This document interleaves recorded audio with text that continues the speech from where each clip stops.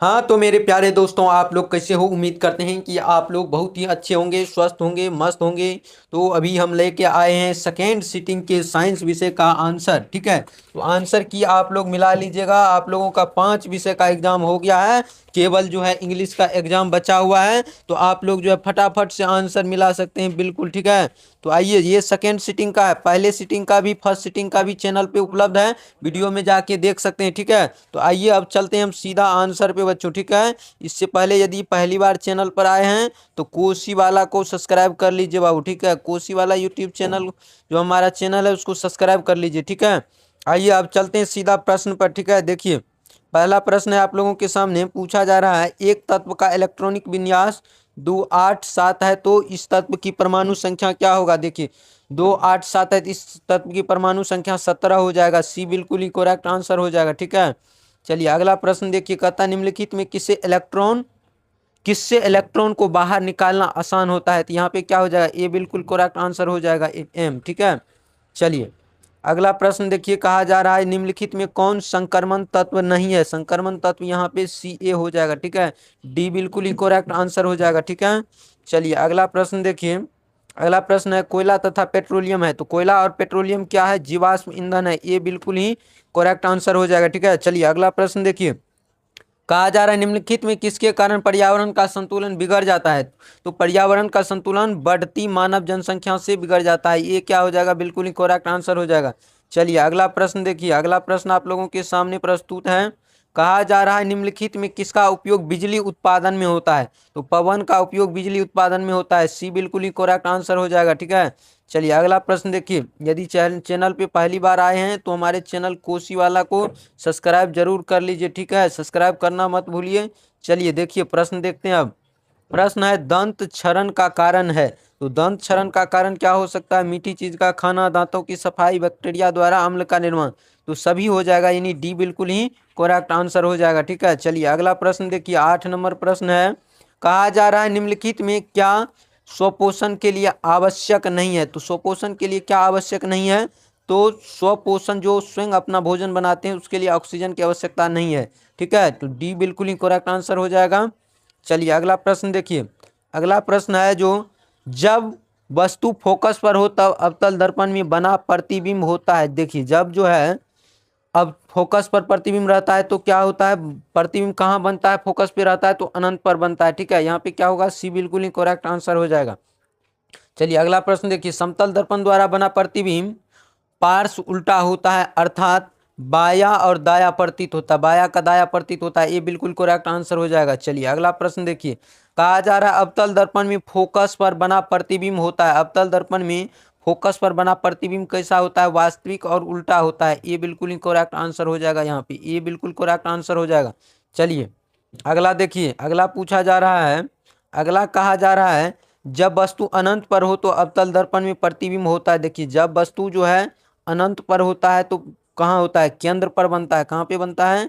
अनंत पे पूछा जा रहा है, तो सॉरी बच्चों, अनंत पे जब रहेगा तो फोकस पर बन जाएगा। ठीक है, वास्तविक और उल्टा बनेगा। बी बिल्कुल करेक्ट आंसर हो जाएगा बाबू। ठीक है, बी यहाँ पे बिल्कुल करेक्ट आंसर हो जाएगा। चलिए अगला देखिए, अगला पूछा जा रहा है समतल दर्पण द्वारा उत्पन्न आवर्धन का मान हमेशा होता है, हमेशा क्या होता है? 1 के बराबर होता है, +1 होता है। सी बिल्कुल ही करेक्ट आंसर हो जाएगा यहाँ पे। चलिए अगला देखिए, कहता है प्रकाश का अपवर्तन होता है क्योंकि प्रकाश की गति में क्या होता है? परिवर्तन हो जाता है। ये बिल्कुल ही करेक्ट आंसर हो जाएगा यहाँ पे। ठीक है, चलिए अगला प्रश्न देखिए, अगला प्रश्न है अपवर्तनांक की इकाई है। देखिए अपवर्तनांक की कोई इकाई नहीं है। ठीक है, इनमें से कोई नहीं हो जाएगा। ठीक है, इनमें कोई इकाई नहीं, यानी कोई इकाई नहीं होता। बी बिल्कुल ही करेक्ट आंसर हो जाएगा। चलिए अगला प्रश्न देखिए, कहा जा रहा है जो वायु में प्रकाश की गति होती है, वायु में प्रकाश की गति क्या होती है? 3 × 10⁸ मीटर पर सेकेंड होती है। ठीक है, यहाँ पे डी बिल्कुल ही करेक्ट आंसर हो जाएगा। चलिए अगला प्रश्न देखिए, कहता है प्रथम मासिक धर्म का प्रकट होना क्या कहलाता है? तो मेनार्च कहलाता है। बी बिल्कुल ही करेक्ट आंसर है। चलिए अगला प्रश्न देखिए, अगला है जो भ्रूण का विकास। देखिए भ्रूण का विकास जो है अंडाशय में होता है। सी बिल्कुल ही करेक्ट आंसर हो जाएगा यहाँ पे।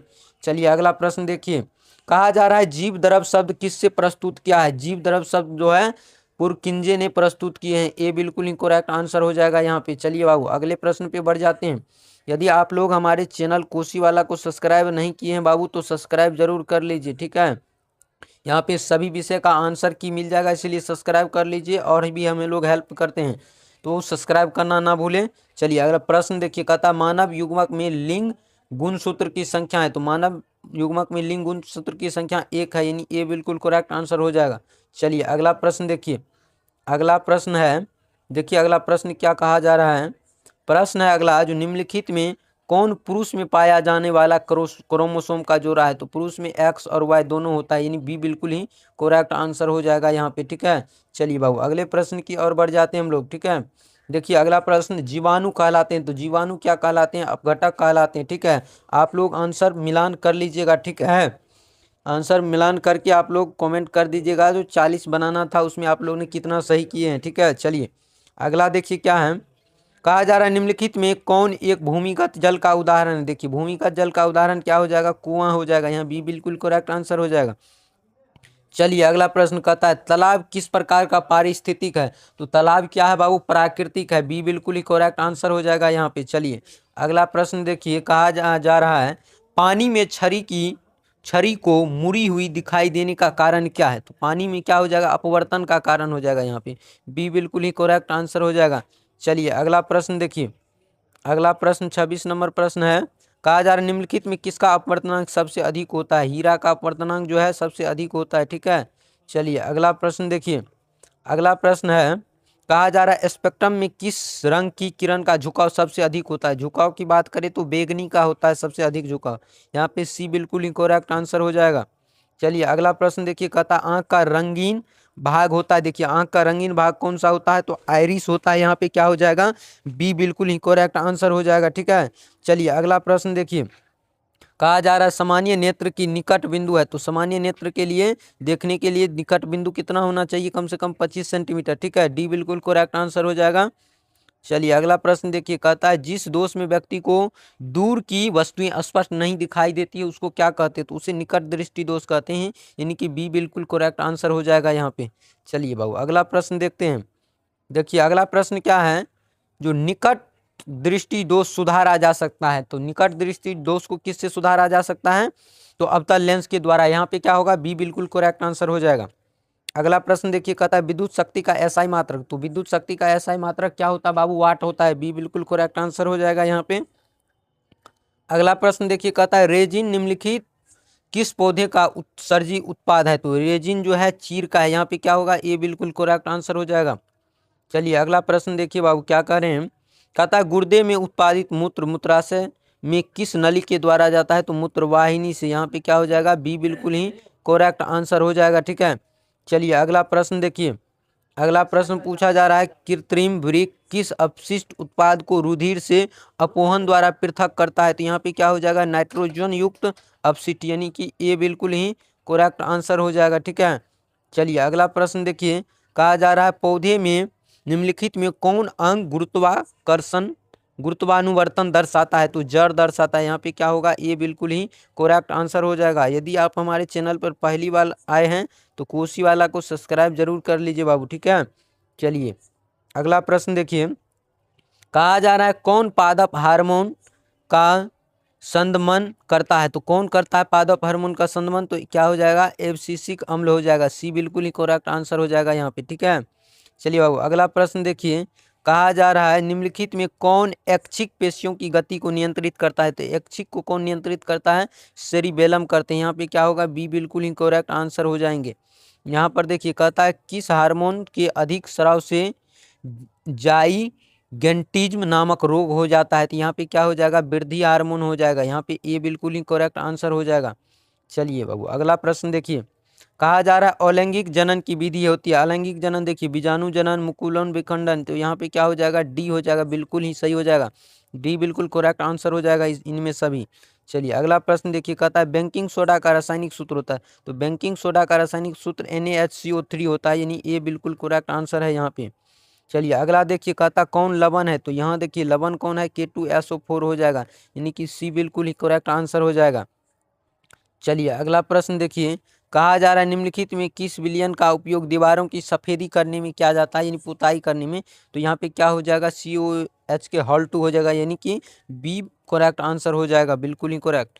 चलिए अगला प्रश्न देखिए, कहता है निम्नलिखित में किसके कारण अम्ल वर्षा होती है? तो SO2 के कारण होते हैं, यानी कि यहाँ पे क्या होगा? बी बिल्कुल ही करेक्ट आंसर हो जाएगा। अगला प्रश्न देखिए, कहा जा रहा है निम्नलिखित यौगिकों में कौन दुर्बल अम्ल है? देखिए दुर्बल अम्ल कौन सा है? CH3COOH, यानी कि यहाँ पे सी बिल्कुल ही करेक्ट आंसर हो जाएगा बाबू। चलिए अगला प्रश्न देखिए, क्या कहते हैं निम्नलिखित में कौन अधातु है? देखिए कार्बन क्या है? एक अधातु है, इसलिए सी बिल्कुल ही करेक्ट आंसर हो जाएगा। चलिए अगला प्रश्न देखिए, कहा जा रहा है लोहा को जिंक से लेपित करने की क्रिया क्या कहलाती है? तो गैल्वेलाइजेशन कहलाते हैं या गैल्वेनीकरण कहलाते हैं, यानी कि सी बिल्कुल ही करेक्ट आंसर हो जाएगा यहाँ पे। चलिए अगला प्रश्न देखिए, कहता कौन सबसे अधिक अभिक्रियाशील है? देखिए यहाँ पे सबसे अधिक अभिक्रियाशील कौन सा है? पोटेशियम है, यानी कि के, यानी डी बिल्कुल करेक्ट आंसर यहाँ पे हो जाएगा। चलिए अगला प्रश्न देखिए, कहता है डायनेमो अर्थात जनित्र विद्युत ऊर्जा यांत्रिक ऊर्जा को किस ऊर्जा में बदलता है, यानी परिणित करता है? तो विद्युत ऊर्जा हो जाएगा यहाँ पे, बिल्कुल बी बिल्कुल करेक्ट आंसर हो जाएगा। चलिए अगला प्रश्न देखिए, जैव आवर्धन प्रदर्शित करने वाला रसायन कौन है? तो यहाँ पे क्या हो जाएगा? DDT हो जाएगा बाबू, यहाँ पे बी बिल्कुल ही करेक्ट आंसर हो जाएगा, ठीक है। चलिए अगला प्रश्न देखिए, कहता है ओजोन का आणविक सूत्र। देखिए ओजोन का आणविक सूत्र क्या होता है? O3 होता है, यानी कि सी बिल्कुल ही करेक्ट आंसर हो जाएगा यहाँ पे। चलिए अगला प्रश्न देखिए, कहा जा रहा है रासायनिक अभिक्रिया Na2SO4 plus BaCl2 tense to BaSO4 plus 2NaCl किस प्रकार की अभिक्रिया है? यहाँ पे देखिए एक दूसरे से क्या हो रही? विस्थापित हो रही। यहाँ पे क्या हो जाएगा? दो विस्थापन अभिक्रिया हो जाएगा, यानी कि बी बिल्कुल ही करेक्ट आंसर हो जाएगा। चलिए अगला देखिए, अगला पूछा जा रहा है जो रासायनिक अभिक्रिया के दौरान किसी पदार्थ में ऑक्सीजन का योग क्या कहलाता है? तो उपचयन कहलाता है, यानी कि बी बिल्कुल ही करेक्ट आंसर हो जाएगा, ठीक है। चलिए अगला प्रश्न देखिए, कहता है जल में हाइड्रोजन और ऑक्सीजन की परमाणुओं की संख्याओं का अनुपात क्या है? देखिए H2O, यानी 2 अनुपात क्या हो जाएगा? 1 हो जाएगा, यानी कि ए बिल्कुल ही करेक्ट आंसर हो जाएगा बाबू। चलिए अगला प्रश्न देखिए, खड़िया का रासायनिक सूत्र क्या होता है? CaCO3 होता है, यानी कि सी बिल्कुल ही करेक्ट आंसर हो जाएगा। चलिए अगला प्रश्न देखिए, कहता है दूध से दही बनने में निम्नलिखित में कौन सी क्रिया होती है? तो दूध से दही बनने में जो है किण्वन क्रिया होती है, यानी कि क्या हो जाएगी? सी बिल्कुल ही करेक्ट आंसर होगा यहाँ पे, ठीक है। चलिए अगला प्रश्न देखिए, ओम के नियम का गणितीय रूप क्या है? ओम के नियम का गणितीय रूप क्या हो जाता है? I बराबर V/R हो जाता है, यानी कि बी बिल्कुल ही करेक्ट आंसर है। चलिए अगला प्रश्न देखिए, कहता है विद्युत अपघटन में इलेक्ट्रॉन मुक्त होता है। देखिए इलेक्ट्रॉन कहाँ पर मुक्त होता है? तो एनोड पर मुक्त होता है, क्या ये यहाँ पे बिल्कुल करेक्ट आंसर हो जाएगा। चलिए अगला प्रश्न देखिए, कहता है ताप बढ़ने से चालक के प्रतिरोध पर क्या प्रभाव पड़ता है? तो चालक का प्रतिरोध भी बढ़ जाता है, यानी कि क्या हो जाएगा बाबू? यहाँ पे ये बिल्कुल ही करेक्ट आंसर हो जाएगा। चलिए अगला प्रश्न देखिए, कहता है शुष्क सेल में रीन इलेक्ट्रोड बना होता है। तो रीन इलेक्ट्रोड जो है जस्ता का बना होता है, यानी कि ZN का। यहाँ पे क्या होगा? सी बिल्कुल ही करेक्ट आंसर हो जाएगा बाबू, ठीक है।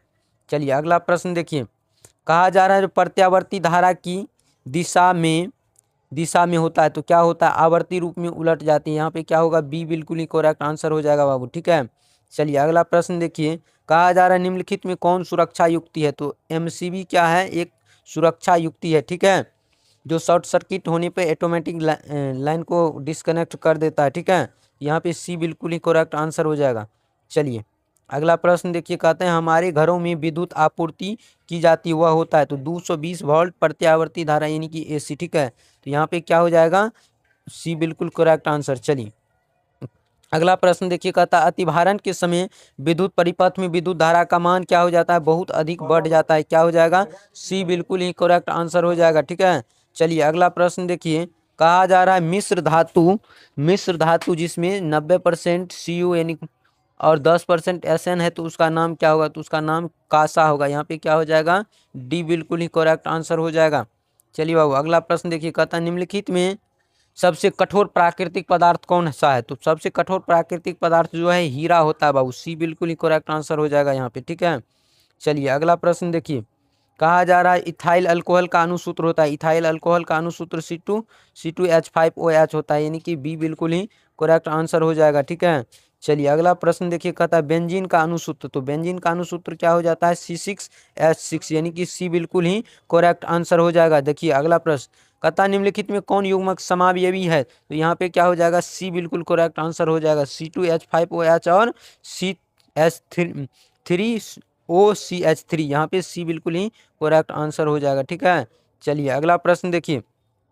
अगला प्रश्न है एसिटिक अम्ल का IUPAC नाम है। तो IUPAC नाम क्या होता है? एसिटिक अम्ल का एथेनोइक अम्ल होता है। ये बिल्कुल ही करेक्ट आंसर हो जाएगा। यदि हमारे चैनल पर पहली बार आए हैं तो कोसी वाला को सब्सक्राइब करना मत भूलिए आप लोग। यहाँ पे हर एक सब्जेक्ट का आंसर की उपलब्ध है। ठीक है, चलिए अब चलते हैं अगले प्रश्न पर। देखिए अगला प्रश्न क्या है, एल्कोहल में कौन सा तत्व उपस्थित नहीं है? तो एल्कोहल में जो है नाइट्रोजन उपस्थित नहीं होता है। यहाँ पे क्या हो जाएगा? डी बिल्कुल ही करेक्ट आंसर हो जाएगा। ठीक है, अगला प्रश्न देखिए, कहता आवर्त सारणी के उदग्र स्तंभ को क्या कहते हैं? तो उदग्र स्तंभ को वर्ग कहते हैं। यहाँ पे ये बिल्कुल ही करेक्ट आंसर हो जाएगा।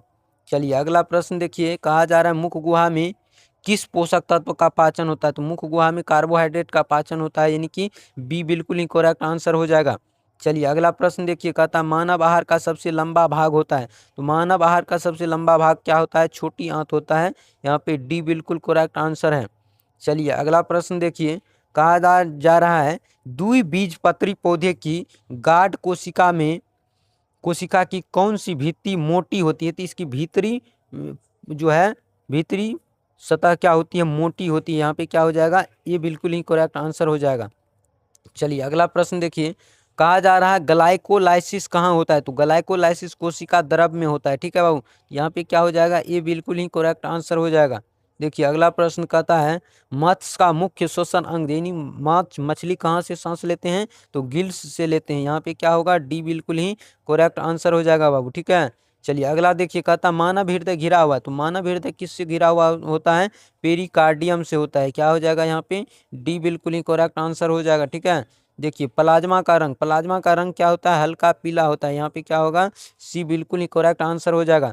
चलिए लास्ट प्रश्न देखिए, निम्नलिखित में कौन पौधे में जल संवाहक उत्तक है? तो पौधे में जल संवाहक उत्तक जाइलम होता है, यानी कि सी बिल्कुल करेक्ट आंसर हो जाता है। ठीक है, तो आप लोग को 80 प्रश्न में से केवल जो है 40 प्रश्न बनाना था, और इसमें 40 बनाने में 40 में कितना आप लोग सही किए? आप लोग कमेंट करके बता दीजिएगा। ठीक है बाबू, चलिए धन्यवाद सभी बच्चों को, लव यू सभी बच्चों को।